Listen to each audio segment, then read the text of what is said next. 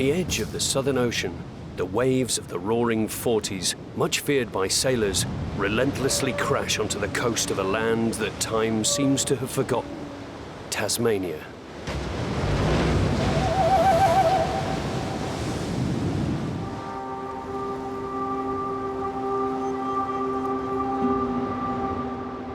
The island to the southeast of Australia broke away from Gondwana, the original continent, 45 million years ago.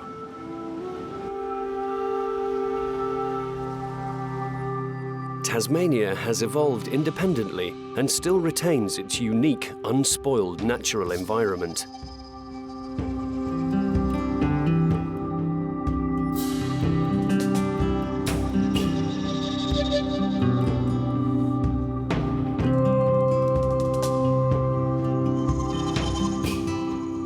This vast, little-known wilderness offers visitors a fascinating journey through landscapes from another age.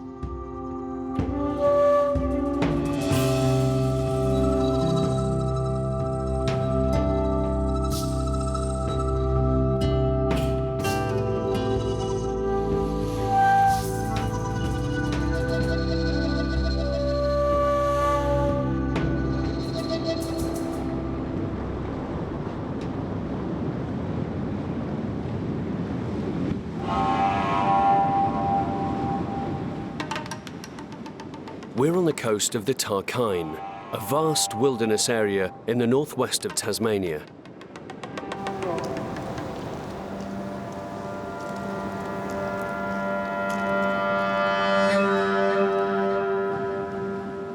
These waves have had an uninterrupted journey of 16,000 kilometers from Argentina, earning this coast the nickname of the Edge of the World.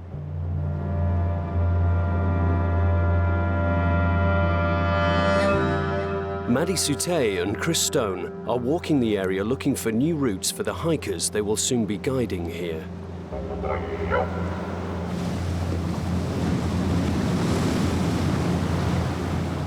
They offer an experience putting you in touch with the elements, orientated towards the discovery of this vast expanse of virgin, uninhabited landscape.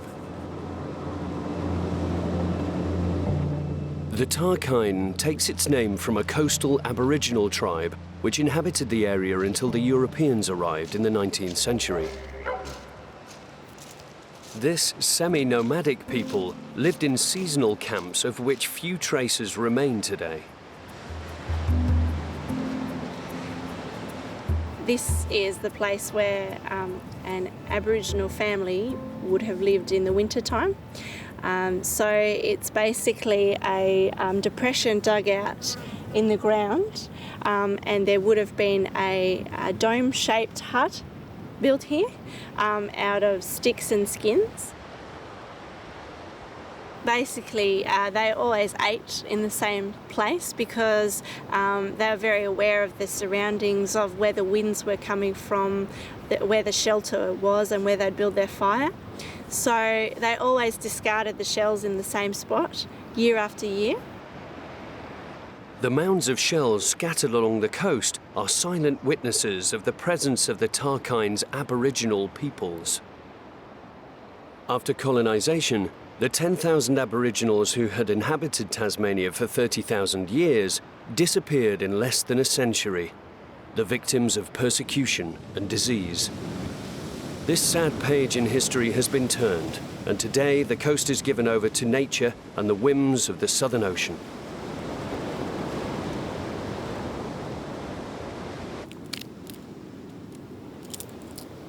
The rugged shore of the Tarkine is just the start of a journey that will take Chris and Maddie to the wooded uplands of the interior.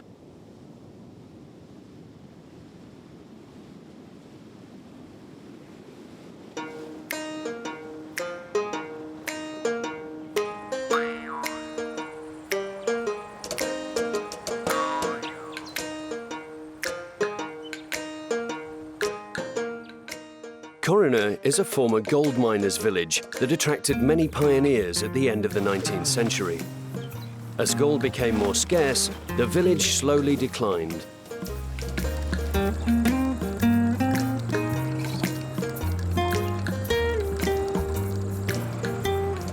Coroner went from 2,000 people to about 3 people during the 40s and the 50s. And for the last 30 years, there's really nothing been happening at the Coroner. We decided to come along and turn it into a little eco resort and present it to the people of the world and show them what the Tarkine rainforest is about.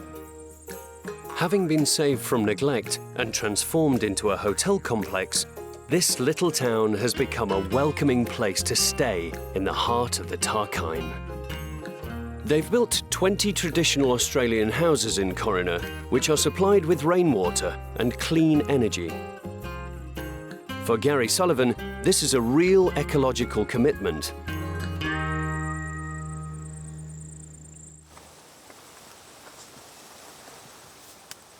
Coroner and the surrounding area are part of a program to develop tourism within the nature reserve.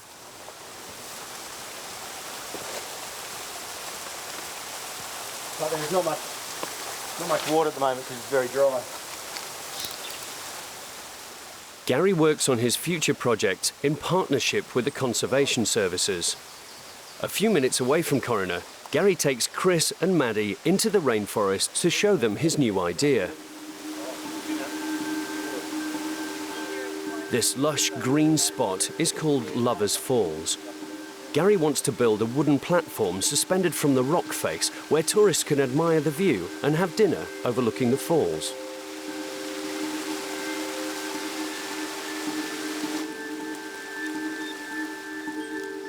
The development of Coroner is part of the evolving tourism in the region.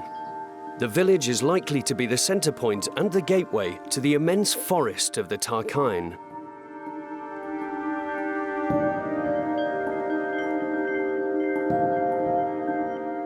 This primary temperate rainforest is the largest in the southern hemisphere and one of the last on the planet.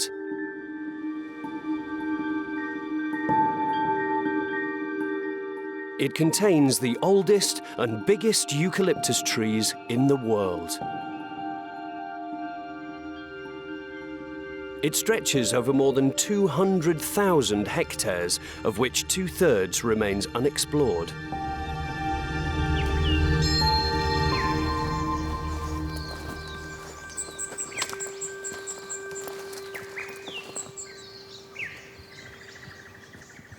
In this virgin rainforest where there are no paths, Maddie and Chris create marked tracks in the green labyrinth. This is the way they will guide hikers through this natural exuberance.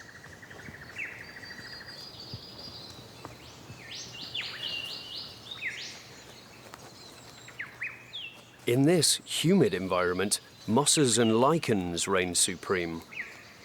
They cover the ferns and the giant trees whose history takes us on a journey through time.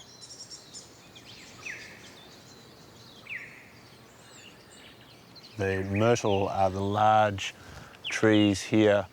They are Gondwanan ancestry. Some of the first flowering plants which emerged 10 million years ago were species related to the myrtle, and they have related species and fossils found in Chile and Antarctica when all of those continents were merged as the supercontinent Gondwana. The pollen from those plants have been dated at 10 to 15 million years old. So very much would be dinosaurs or other megafauna walking through these forests. Large wombats the size of a car, kangaroos that grow to 10 foot tall and carnivorous. And it has all changed now to small animals and all herbivores. So the evolution of the fauna has changed, but the flora is very constant over all this time.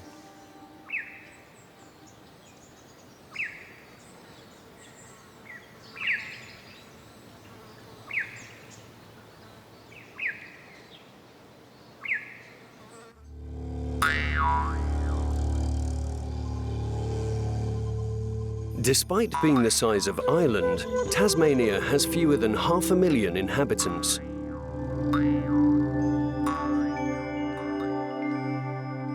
Cradle Mountain National Park is part of a UNESCO World Heritage Area covering 1/4 of Tasmania.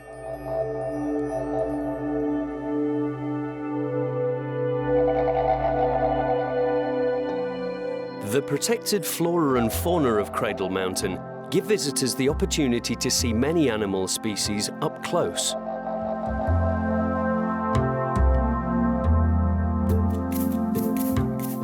Like the wallaby, the wombat is a herbivorous marsupial that is often seen in Tasmania.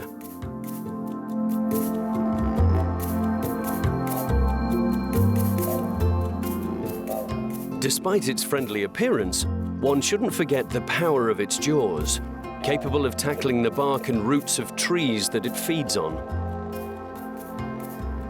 This animal, strong enough to knock over a man, is, however, the prey of a smaller carnivorous marsupial, the Tasmanian devil.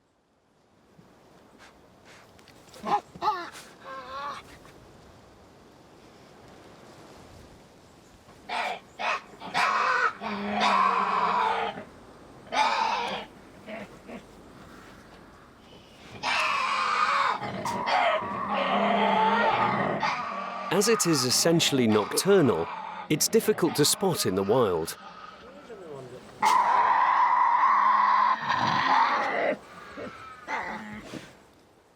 The public can learn more about its way of life from Nicole, who devotes her energies to protecting the little animal.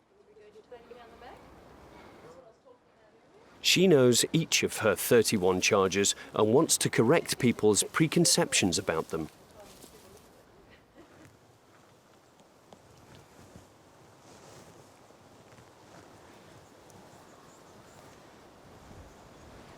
This is Ebony, and she's coming into her 3rd year. So for a devil, she'd be halfway through her life by now. And it's in her personality to be extremely tolerant. But a lot of people have this idea that devils are a terribly aggressive, ferocious species. But in fact, they're not. They're quite shy and very wary of human beings. It's just that they communicate by vocalising a lot, and it's very noisy. So human beings often equate that with aggressive behaviour, but it's just communication for these guys. I'll hop off now. Off you go. The devil is threatened with extinction from a devastating disease.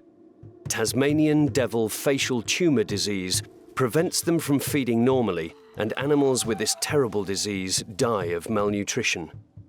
Nearly 60% of wild devils have disappeared over the space of just 12 years.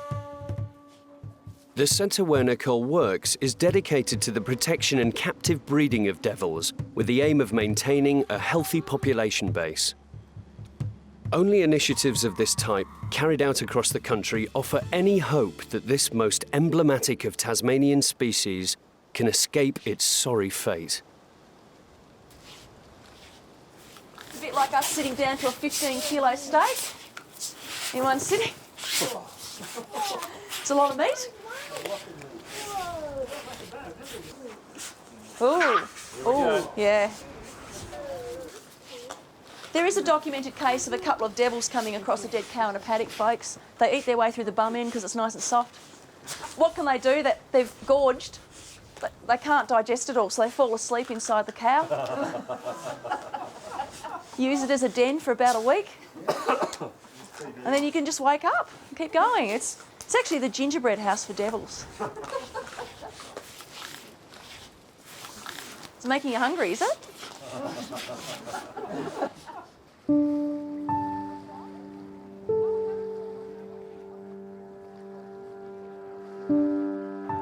Cradle Mountain National Park is the oldest and most popular in Tasmania. Visitors come here for the wild and yet accessible environment.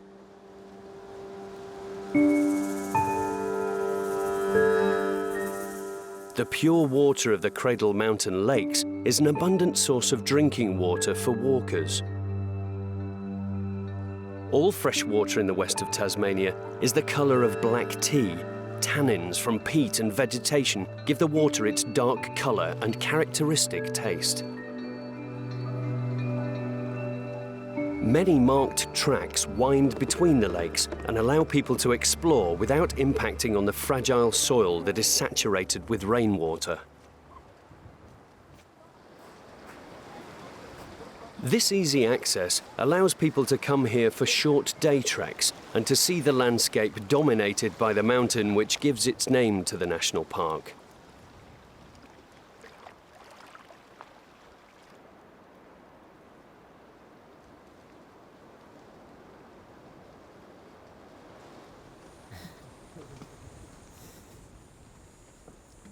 Dragonflies everywhere.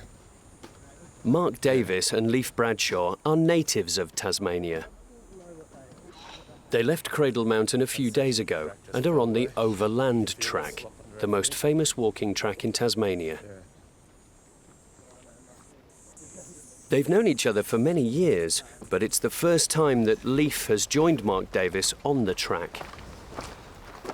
All right, one at a time, Leify, one at a time.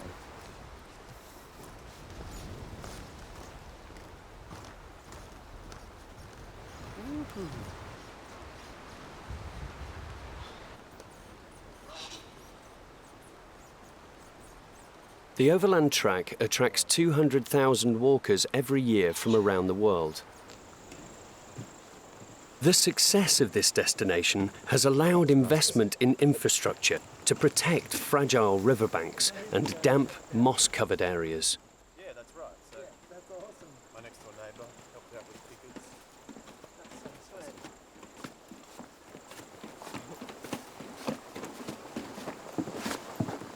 The Australian National Park Service seems to have succeeded here in combining the conservation of a protected area and mass tourism.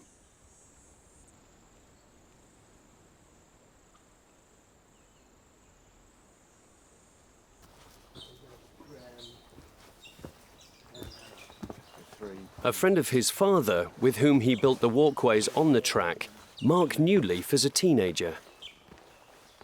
Being an experienced walker and knowing the region very well, he leads him off the track to show him a place he particularly loves.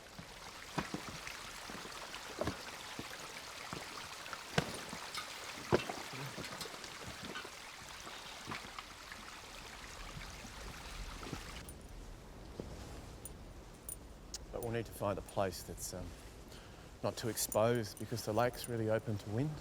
Yeah. So if we found something just like this, it Nest shelters us. Yeah, that's be perfect. Just Yeah, like just- ourselves in between some rocks or shrubs or something. Yeah. Once we're up on the plateau, then there's not as Oh, many no. opportunities as finding things like that, but we'll have to probably walk off the side of the plateau to find a camp. Yeah. Sounds like a plan, Stan. Into the pencil pines. Oh yeah. Into I wanna Jurassic climb up Park. that big ridge over there so bad. Yeah. It's pretty striking. So how far's the lake away? Oh, the lake's probably a 15-minute walk. Yeah. We're basically a day walk off the southern end of the famous Tasmanian Overland Track. But we've come up here specifically to get off the beaten trail and to enjoy the more remote parts of the landscape.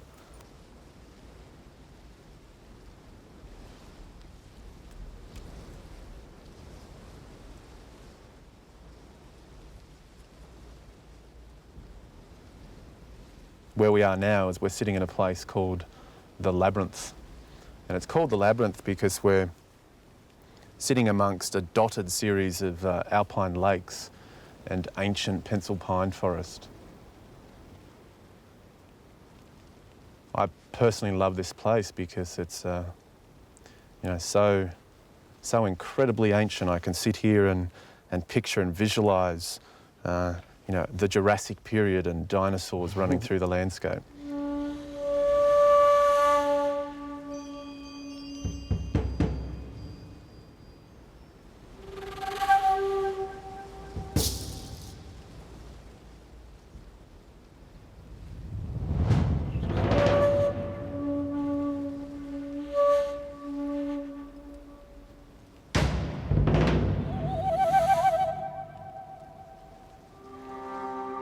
In this ageless landscape, Mark offers Leaf the chance to experience a few days in the heart of this exceptional environment.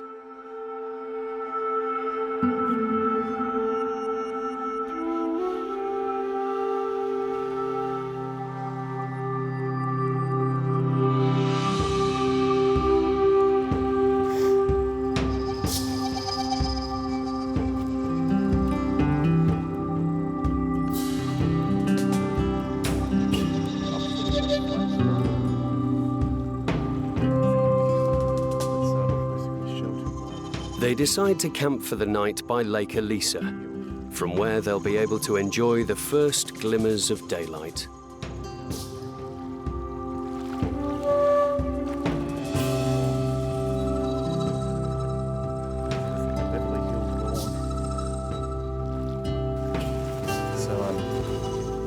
Yeah, we'll go the same thing again. And I'll go inside.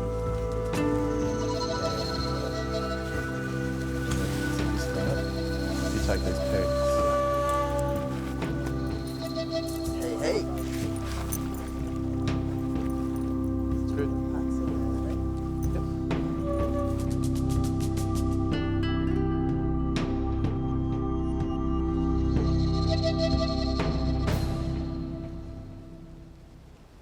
Yeah, there's barely anyone, ever comes to these places that are off the beaten trail. Most people just walk through like a highway. So it's a retreat for me. It's a get back to my senses, and more than anything else for me personally, it's these places are a resource for well-being and happiness. Just walking in and then walking out the other side, there's nothing quite like it.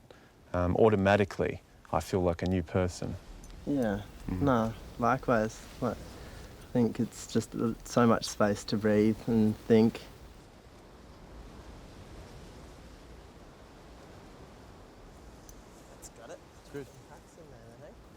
And there's nothing better than getting into a place like this and watching the natural cycles of things to bring us back to a sense of how fragile we are and our interrelationship with the very places that support us.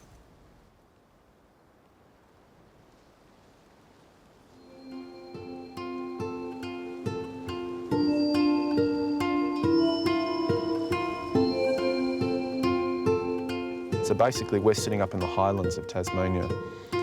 So we're blessed with an island that's incredibly diverse relative to size, where the central plateau is filled with strikingly beautiful mountain ranges, the likes of what we're seeing behind us and all around us. And in contrast to the pristine beaches of the east coast and the giant forests of the west coast and southern Tasmania. We literally live in a virtual paradise. And I think it takes really getting out into it to understand and to appreciate where it is that we live. The full depth of our paradise. Yeah, yeah. To see all the different sides of it.